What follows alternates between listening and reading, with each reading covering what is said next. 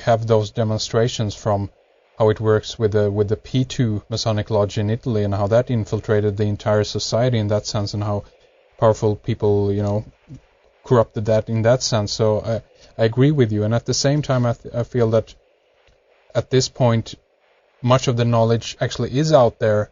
So to go into an order like this is a moot point at this stage. Okay, they might have stuff in there that we don't know about, obviously in that sense. But again, I feel it had a purpose potentially in that sense. But now I see it's being used for nefarious purposes in many cases. Not all, obviously, but in many cases. Yeah, I think you're probably right. I mean, that's the nice thing about what Simon's doing with the Sacred Trust, is that he's, bringing that wisdom and information out there. And that was, he was the last apprentice, if you like, and his job was then to bring that knowledge to the people, because the time for that kind of master-apprentice relationship has really kind of reached its end. Well, it had reached its end, and I think that now is the time really to be. We don't need to hide in the shadows anymore. We can pretty much say what we want to say. I mean, David Icke could say the Queen's a reptile, Yes. and not get shot for it. He would have been beheaded in his day. Yes. But whatever happened to off with his head? I was thinking that the other day.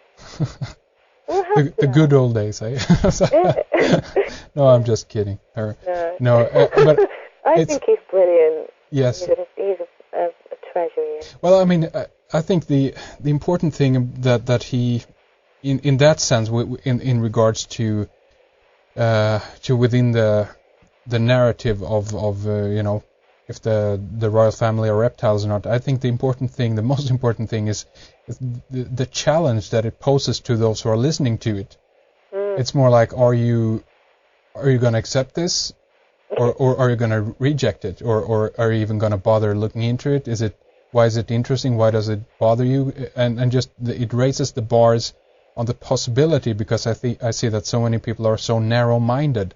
That doesn't mean that what he says or what the stories that he recounts from other people who claim they've seen this, that is true. And to some extent, does it really matter? It's more. I feel it's more about opening your mind to the world of possibilities and actually taking it in and pondering upon it a while and see if it might be true. And I think that would help to expand your worldview and to free you, so to speak, from the narrow mindset.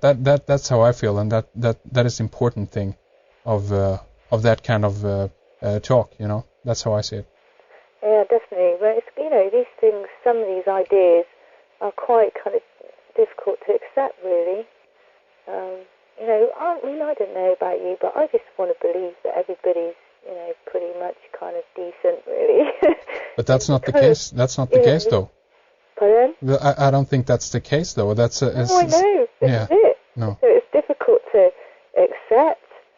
Well, I suppose for me, my naivety, being brought up in the UK, you want to believe that the king and the king and queen and country are all very noble things.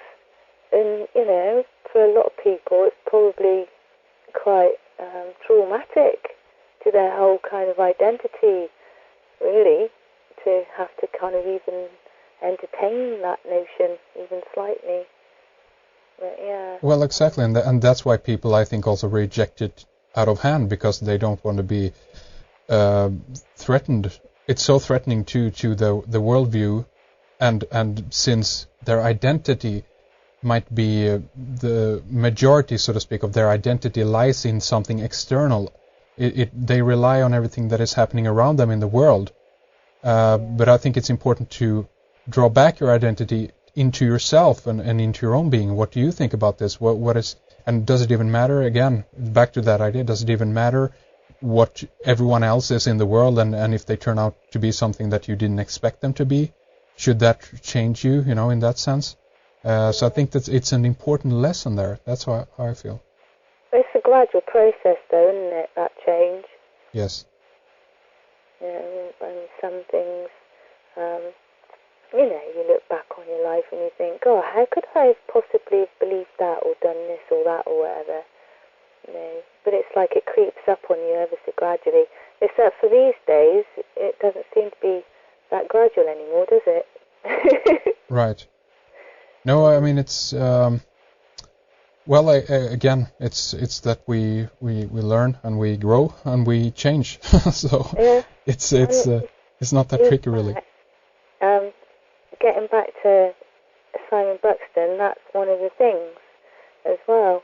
Is that one of the teachings is that we're all here with a kind of we've all got gifts and talents, and that we've got appointments to meet in life that will help us express and be all we can be, and that quite often we can go through life and we can go down dead ends and get stuck and stuff like that, and we need to release the things in our life that deplete energy from us, you know, whether that's addictions or patterns of behaviour or relationships or whatever, so that we can ensure that our appointments can be met. Yes. And I think that people can get distracted very easily from their path, really. Yes. Not that I feel that we've got one path. I think we've got many different paths, but, you know, you can get kind of caught.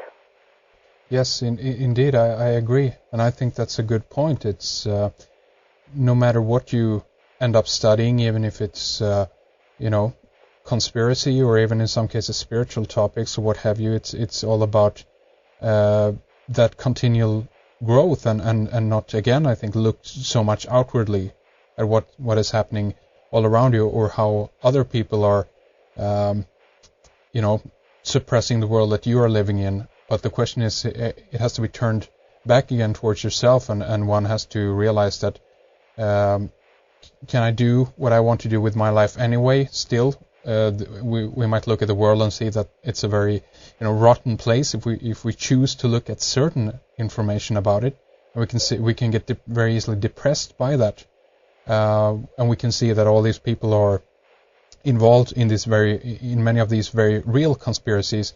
That they are trying to make the world a worse place for you to live in, but at the same time, I think that can be turned around, and one can really understand that it doesn't matter what all these other people are doing, because it all boils down to what you're going to achieve anyway above that and beyond what the heck they are doing. Yeah, I mean, you know, by our very existence, we're all individual creative expressions of spirit. And our purpose for being here is to co-create something unique in the material world. So whether that's, I don't know, an invention or a piece of music or painting or whatever it is, a book, or a joke that makes someone laugh or something, to bring that into the world and to ground it in reality and give it away. It's sort of like transforming ideas into reality in the physical world.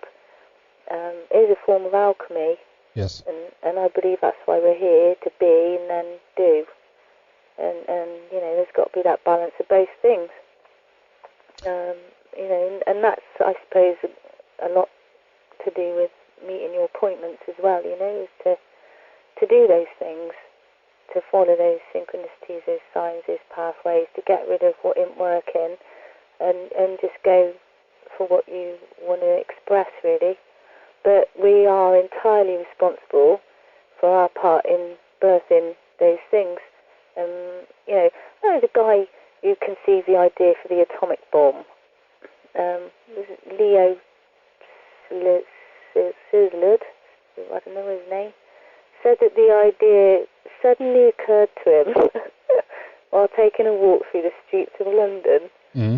Yeah. And he's quoted as saying, "The most important thing is not the ideas you have, but the decision which ones you choose to pursue." Mm. I mean, you know, imagine that. Right, and also about the idea of what they think that their creation is going to, in what purpose they are going to be applied, so to speak.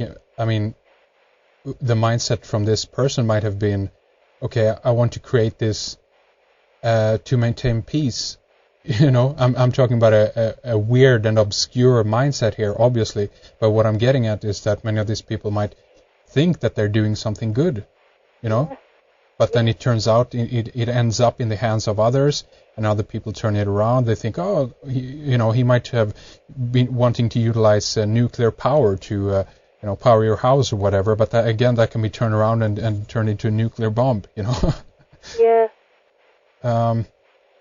In the last few minutes we have left here, let's talk a little bit about the fifth last person here, Michael Dunning. Go through some of the background, if you will, on him and some of the work that he's been doing for us. Okay, Michael Dunning. He's a Scottish guy, and he basically had this transformative experience by this yew tree. Very, very ancient yew tree. I think it's over 2,000 years old or something like that. And basically, he was initiated there, of sorts, I suppose, in a kind of shamanic sense. By who? By the tree. Okay. And basically, yew trees are incredible things. I don't know if you know this, but they're the only thing on this physical planet that has the capability of being immortal. And that's one of the lessons that the yew gives us. Because when a tree actually looks like it's dead, and it gets all hollow inside, it can put down its aerial branches and root right through the centre of the tree and then grow again. Mm-hmm. And also, another thing it does is it puts down its aerial branches and then reroots into another tree. So you get these archways, which I believe are like the original inspiration for cathedrals and churches. Ah, really? Yeah.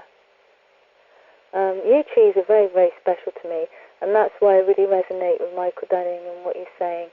I've always been drawn to yew trees ever since I read a book called The Sacred Yew by Anand Chetan and Diane Bruton on the work of Alan Meredith. And it's an absolutely fascinating book, and I really got into going and communicating with yew trees after that. When I say communicating, I don't mean that they spoke to me or anything like that, but just kind of being around them and that energy. And yes. So the yews, I've just always really resonated with the yew trees. So Michael's story to me really kind of, I suppose, just completely elaborated on everything that I'd already knew and of the yew tree. And he saw that in a shamanic sense that the yew tree was a place of initiation, ceremony and healing to the indigenous peoples.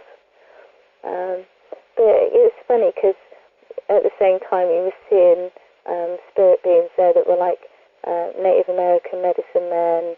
I think there was some sort of like Egyptian, one of those bird-headed men there as well. And he was at the time thinking, surely the spirits at the yew would be Celtic and indigenous, and they weren't always, So I find that quite fascinating as well, especially in the light of what I've been reading a lot lately to do with Michael Desarian's book with the Irish origins, and how it all ties in anyway. And you have this kind of like base of information and knowledge, which was basically Druidic in nature. And here's a synchronicity for you, right? I'm reading his book, it was just last week, and it was going on about the yew tree, and how the yew tree was sacred to the Druids, and I'm like, oh, okay then. And there were other things as well, it all tied in anyway, and I just kind of felt that was a very poignant thing. It made sense to me that's why, it's always been quite a special tree.